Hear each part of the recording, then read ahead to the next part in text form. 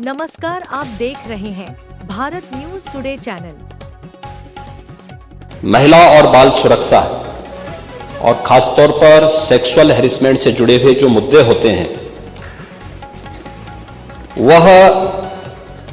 केवल बाहर से ही नहीं होते हैं। इसके दोनों तरीके हैं, घर के अंदर भी और घर के बाहर भी। और इसलिए इन दोनों मुद्दों को ध्यान में रख करके सरकार ने इस दिशा में जो ठोस कदम उठाए हैं वह इस सदन के सभी माननीय सदस्यों के संज्ञान में बहुत आवश्यक हैं। अगर मैं महिला संबंधी अपराध को, जिसमें घरेलू हिंसा से जुड़ी हुई जो या सेक्सुअल हैरेसमेंट से जुड़ी हुई जो मामले होते हैं, इन सब की तुलना करूं तो सबसे पहले माननीय सदस्य को मैं इस बात के बारे में अवगत करा दूं कि 2016 की तुलना में दहेज जैसी घटना के बारे में देखें तो 2016 की तुलना में 2016 में कुल घटनाएं घटित हुई थी, उनकी तुलना में 23-24 के बीच में लगभग 17.5% की कमी घटनाओं में आई है।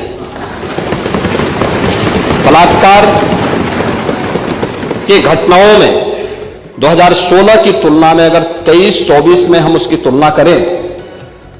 इसमें 25.30% की कमी दिखाई गई है।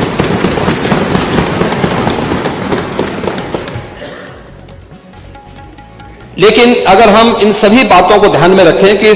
17 से लेकर के 24 के बीच में महिला और बालिग जो नाबालिग बच्चे हैं उनके खिलाफ यौन उत्पीड़न से जुड़े हुए जो मामले हैं, उनमें से प्रदेश सरकार ने अपने प्रोसिक्यूशन विंग को मजबूत करने का परिणाम सामने आया है। 24,402 प्रकरण में अभियुक्तों को अब तक सजा दिलाई जा चुकी है। 17 से लेकर 24 के बीच में पास्को अधिनियम के अंतर्गत 9,875 अभियोगों में सजा दिलाई गई है। 2022 से 24 के मध्य में महिलाओं के विरुद्ध पास्को अपराध में न्यायालय के द्वारा 16,718 अभियुक्तों को सजा दी गई है, जिनमें 21 को मृत्युदंड, 1713 को आजीवन कारावास, 4,653 को 10 वर्ष या उससे अधिक के कारावास और 10,331 को 10 वर्ष से कम के कारावास की सजा भी दी गई है। ई प्रोसिक्यूशन में उत्तर प्रदेश देश का सबसे बड़ा राज्य है, लेकिन ई प्रोसिक्यूशन प्रणाली को लागू करने वाला राज्य भी है और इसमें देश के अंदर नंबर 1 स्थान पर यूपी का स्थान है। महिला और बाल अपराध संबंधी अभियोगों के निस्तारण में देश में प्रथम स्थान है। लगभग हमारे 98% से अधिक मामलों का निस्तारण करने में उत्तर प्रदेश आज देश का वह पहला स्थान रखता है। और मैंने जो पहले भी कहा, घरेलू हिंसा से पीड़ित महिला के लिए 181 की एक सर्विस है और 1090 बाहर महिला संबंधी अपराध के लिए जब कोई घटना घटित होती है तो कोई महिला कॉल करती है तो उस पर तत्काल सेवा उन्हें उपलब्ध होती है।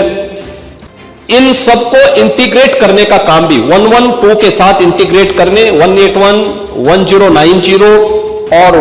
112 को भी इंटीग्रेट करके अगर कहीं भी सूचना आ रही है उस सूचना को संबंधित तक भेजने के साथ ही उसको तत्काल रिलीफ मिल सके, इसके लिए भी यहां पर कार्य किया गया है। यही नहीं, प्रदेश के अंदर एक महिला थाना हर जनपद में स्थापित करने के साथ साथ एक अतिरिक्त थाने की जिम्मेदारी भी महिला थानाध्यक्ष को उपलब्ध करवाया गया है। और हर थाने में जो प्रदेश के अंदर 1585 थाने हैं, इन 1585 थानों में महिला हेल्प डेस्क अलग से बना करके एक व्यवस्था बनाई है। और 2020 से हमारी सरकार पूरे प्रदेश के अंदर मिशन शक्ति के एक अभियान को आगे बढ़ा रही है।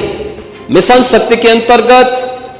पिछले 7 वर्ष में हम लोगों ने लगभग 1.5 लाख पुलिस कार्मिकों की भर्ती की है प्रदेश के पुलिस बल में। और मुझे बताते हुए प्रसन्नता है कि 17 के पहले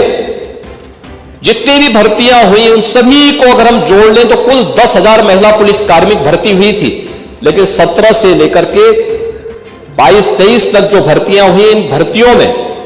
प्रदेश में 20,000 से अधिक महिला पुलिस कांस्टेबल की भर्ती करने में हमें सफलता प्राप्त हुई। प्रदेश के अंदर अगर हम लोग देखें कि इस दिशा में जो अन्य प्रयास हुए हैं, खासतौर पर भारत सरकार के द्वारा इस प्रकार के मामलों को बहुत ही गंभीरता से लिया जाता है। इसके लिए investigation tracking system for sexual offences के बारे में भारत सरकार ने जो अपना पोर्टल तैयार किया है, इसको हम लोगों ने 2018 में ही, पिछली सरकारें उसके प्रति उतनी संवेदनशील नहीं थी, लेकिन 17 के बाद से हम लोगों ने इस पर काम प्रारंभ किया और अप्रैल 18 में हम लोगों ने इस पोर्टल को एक्टिव करने के साथ ही इस कार्यक्रम को आगे बढ़ाया है। और अगर इसमें हम देखें कि जो प्रॉपर मॉनिटरिंग, फोकस मॉनिटरिंग जो प्रदेश के अंदर हुई है, उसका परिणाम है कि जो पेंडेंसी थी, ये पेंडेंसी एक दिन की नहीं थी, एक वर्ष की नहीं थी, ये वर्षों वर्षों से पड़ी हुई थी।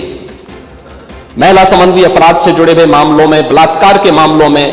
नाबालिगों के साथ जो उनके सेक्सुअल हैरेसमेंट से जुड़े हुए जो मामले थे, वर्षों से पेंडिंग थे। उस पेंडिंग्स को पूरा करने के साथ आज मुझे बताते हुए प्रसन्नता है कि उत्तर प्रदेश देश के उन टॉप 3 राज्यों में है जिन लोगों ने पेंडेंसी को पूरा करते हुए और देश